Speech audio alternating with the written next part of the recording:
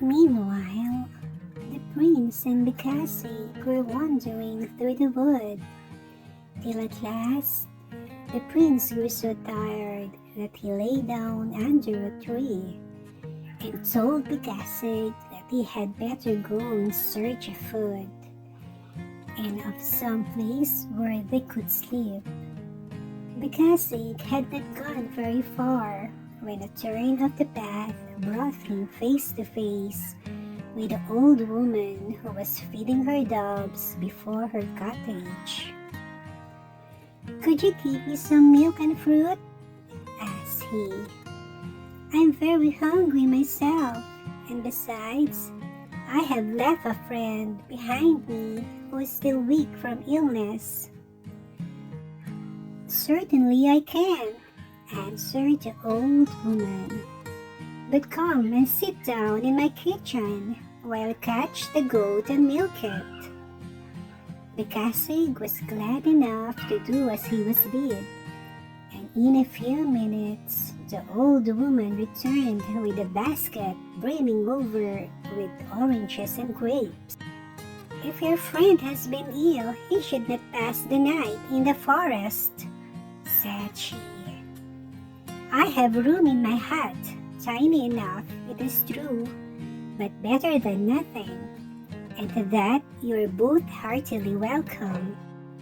The cassie thanked her warmly, and as by this time it was almost sunset, he set out to fetch the prince. It was while he was absent that Eglantine and the white doe entered the hut, and having, of course, no idea that in the very next room was the man whose childish impatience had been the cause of all their troubles.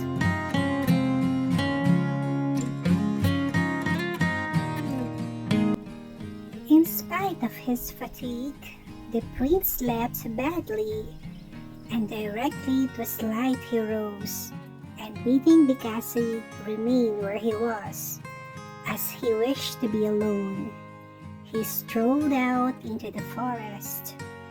He walked on slowly just as his fancy led him, till suddenly he came to a wide open space, and in the middle was the white doe quietly eating her breakfast.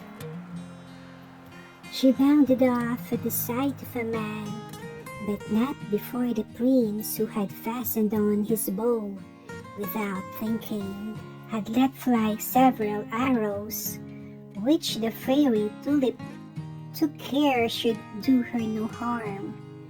But quickly, as she ran, she soon felt her strength failing her, for 15 years of life in a tower had not taught her how to exercise her limbs.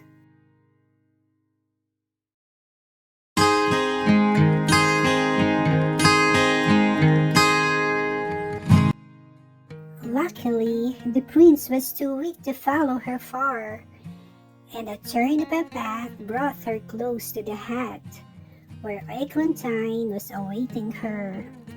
Panting for breath, she entered the room and flung herself down on the floor.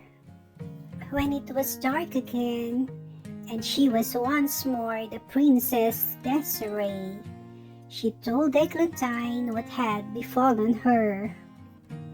"I fear the fairy of the fountain and the cruel beasts," said she.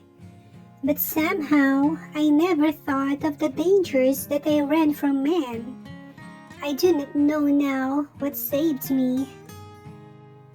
"You must stay quietly here till the time of your punishment is over," answered Eglantine.